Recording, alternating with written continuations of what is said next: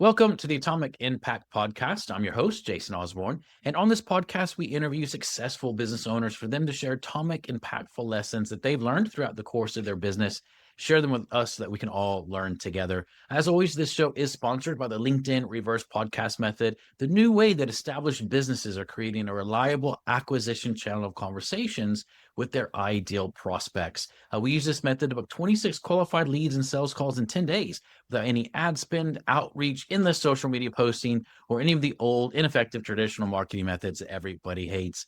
To find out more, direct message me on LinkedIn to have a chat. The link to that will be in the show notes below. But on today's show, it's my pleasure to introduce you to Maggy Sterner, where she teaches business owners how to describe what they do in one sentence so they're noticed, remembered, and hired by the right audience. So Maggy, welcome to the show today. And I want to start off by asking you a question that I always love to ask at the beginning. And that is this: if you were to go back to when you started either this business or your very first business, but knowing what you know now, what would you do differently in the first 12 months? Well, interestingly, knowing what I know now, and it turned out I accidentally did this, but it took me a minute to realize that I had to do it. The first thing to do is to get very clear about what it is you offer, who your target audience is, the problem you solve, and the results you deliver. I tried to get business cards when I was starting out. I went to coaching school after a wild and varied career, and I'm what kind of coach am I? And I wasn't quite sure how to figure it out. I had an inkling, and I tried to get business cards. And the woman said, "Well, who's your target audience?" I said, "Well, you can help me figure that out." And then she said, "No, no, no, I don't do that. You need to go figure that out, and then I can help you with business cards." And I called another person who said, "No, I can't help you because we're competitors." Okay. And I couldn't get a website really, like what, and I tried to put a website together and I sat there and I went, well, what do I say? What's the what? So Yeah. I went, oh, okay. And accidentally, thank God, I found somebody to help me get clear about what I wanted to, what I was doing and who and the problem and the solution and all the things. And most importantly, learn how to say it out loud, because then comes networking and writing your website and making a social media profile. And if people can't understand what it is you do, nobody can hire you. So Mhm. I think, I accidentally, fortunately, stumbled into but I remember the suffering in the middle about, and also asking for help. Um, I'm an independent thinker, and I believe everything is figure outable alone, and asking for help. And again, this is one of those little bits of serendipity that showed up. I just got a help I found a coach who was really good at teaching coaches how to sell. Hmm. So learned a lot from that. So asking for help and clarity. What is the what? That is the first Yeah. question to answer. Yeah. Yeah. Absolutely. That can be very challenging when people are starting off in business, and even when I've worked with so many people where they've been around for years and years, and they still can't clearly define that, and they just say, "Oh, we work with everybody," because that's who they happen to have worked with. So, what's one of the key things? Just one tip on helping, like what did you learn to help you just fine tune that, hone that down a little bit, and also get away from that fear element of it, like, "Oh my god, if I niche down so much, all of a sudden I'm gonna lose business," which is actually the opposite's true, but what did you get through? There's two questions you asked. One was the tip, and one was the fear. Hmm.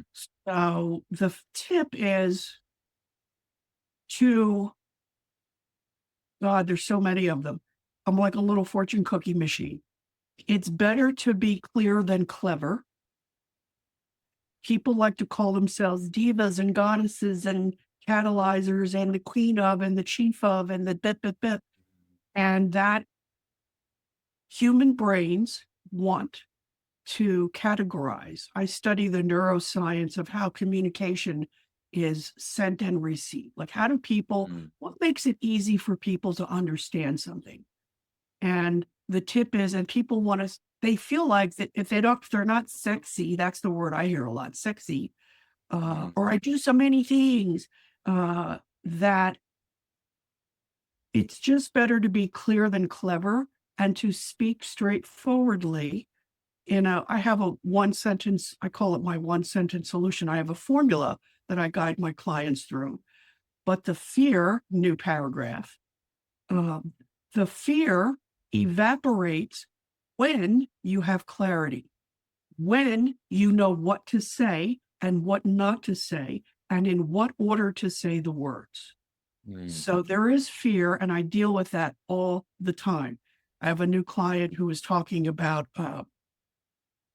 being afraid to turn people off or to, I don't want to, that's the fear of, I'm not going to have any clients unless I say everything and I help everybody, which is mm, you don't have the time for that. Nor do you want to work with everybody because you don't like everybody and not everybody likes you. And it's not always a good fit. So the antidote to fear that I preach in my gospel of clarity is learn to identify who your audience is. When you have clarity about who, what, and the problem you solve, and one short sentence to say it, you'll be grounded, you'll feel grounded. And when you feel grounded and you're just speaking the truth, fear can't live in that place. You can't be afraid and grounded. yeah, yeah, love that. Absolutely. One of the things that, as you've grown and you're talking about communicating what you do, what have you done to be able to grow the business, but not be spammy in the way that you're marketing out what you do? Well, I'll give you the Zen 101 answer. How not to be spammy. Don't be spammy. Yeah. Um, how have I grown the business is by, and this is, we all have to do it. And this is where having that, just be having a way of when you know in your bones what it is you do, then Mm, the job becomes getting out into the world and telling people about it. You have to become, I hear the word visible. I'm almost thinking it's a little overused, but people have to know about you. If I don't know you exist and I can't understand what you do, how can I hire you? yeah. So that's, that becoming, but the confidence, here's my little math formula. One is clarity. But before clarity, what I've really, really, really discovered, and only just recently, and I'm writing a book about it, decisiveness is the source of clarity.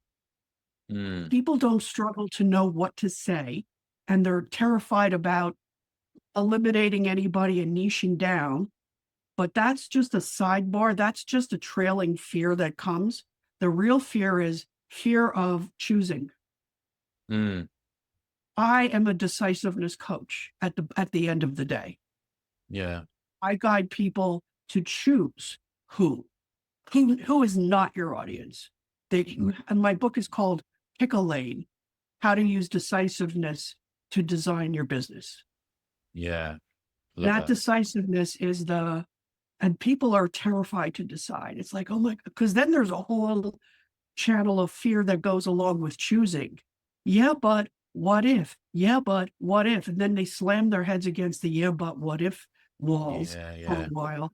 So I'm there to go, well, okay, what if? And then there's a whole process that I use. But I think, mostly I could give you the words in 5 minutes, but you'll never remember them because they're not inside your bones. They're not in your Yeah. heart. I had a dream which really transformed something for me. I'm so integrated with what I do, like I dream about it. And I had a dream where I told somebody, marketing is just letting people know how you can help them solve their problem. Yeah. And I woke up and I went, oh my God, I'm a genius. But then I went, wait, but that's actually it. To me, if somebody really got that, how could fear live in there? If I'm just telling you how I can help you, Oh, I know why they're afraid. I just remembered. They're afraid because they think it's about them. They Mm, think everybody's looking at them and they're on stage. You kind of are. yeah. At the same time, I'm here to tell you how I can help you. That's the secret of the one sentence. I'm only telling you how I can be of service to you. Yeah. Yeah. Love that. Yeah. I think that's so good. So good. Well, one of the other questions I like to ask is around the challenges we have in business because we all have them, and we can often feel very isolated in those challenges. What's the number one biggest challenge that you've faced in your business, and what's the lesson that you've learned from that? Oh, that's a good one. The first one that pops into my mind, oh, the biggest challenge. Well, this is gonna sound funny, but it's also true, was choosing. There was a point where somebody offered me a job at something that it's a very specific niche in the web and tech world that I'm uniquely qualified at. And they were going to throw a lot of money at me to do it. And I was in a place where I had some personal things and I thought, oh, that'll be guaranteed income. And and I thought, well, and I can do my business. Yeah, but I can do my business if I get up at 5 o'clock in the morning and blah, blah, blah. And I thought, there's no universe that you're going to get up at 5 o'clock in the morning and do anything. Yeah. And I had to really choose. I had to choose my belief in myself at a moment of uncertainty. The question became, do I believe in what I'm doing enough to say no to this Mhm. project? Because what it takes to do my business requires 100% of my attention, Yeah. not starting at 5 in the morning. Yeah. So I called her and said, can't do it. And the minute I chose, this is the physics, quantum, something, something part of it. The minute I chose and committed to myself, literally clients, people I didn't even know, popped up out of the woodwork and I was making money. And like they were just there. They had Yeah. heard about me and they knew what I did because everybody knows what I do. People hear other people being confused about what they say and they go, oh, you need to talk to Maggie. Yeah. Yeah. But That's that awesome. choice, I think the choices are always the stumbling blocks. That was a Yeah. check. Yeah. I agree with you. The choices, they can be paralyzing sometimes for sure. So, well, over the next, say, 2 to 3 years of the business, what's your goals? What would you like to achieve? Less work, more money. That's Sounds the good to honest. me. That's the honest answer. Well, I'm a woman of a certain age now, and I'm a go getter. I've always been a go getter all my life, and new horizon and new thing and up. Yeah. And my goals for the next 2 years, I've refined my offerings to be exactly what I want to do and what I know I'm good at and what I know delivers value Yeah. to the people. And I have three of them and how much to charge for each of them.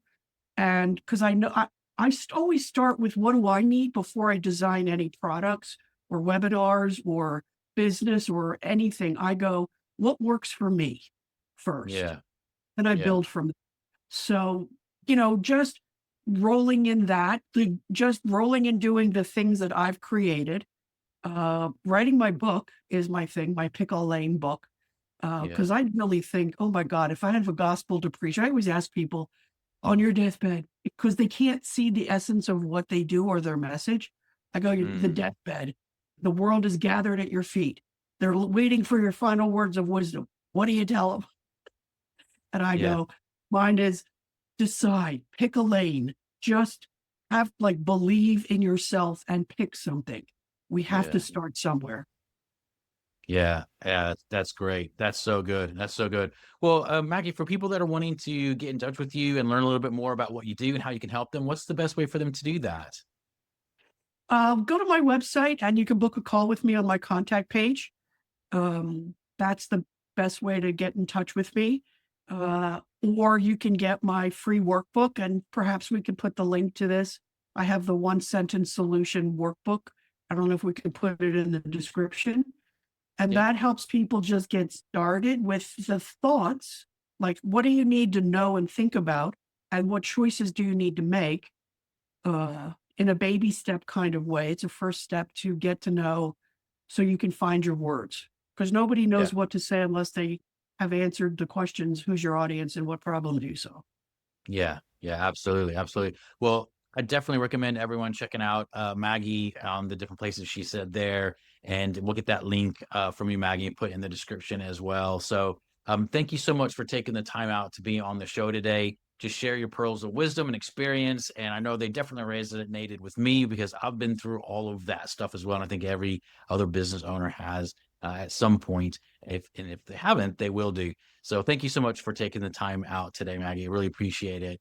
And as a reminder for Thank everyone you. listening, this show, you're very, very welcome. And as a reminder for everyone listening, this show is sponsored by the LinkedIn Reverse Podcast Method, the new way that established businesses are creating a reliable acquisition channel of conversations with their ideal prospects that doesn't rely on any of the old, ineffective traditional marketing methods that everybody hates. So to find out more, direct message me on LinkedIn and have a chat. That's Jason A. Osborn. The link to that will be in the show notes below. But until next episode, stay inspired.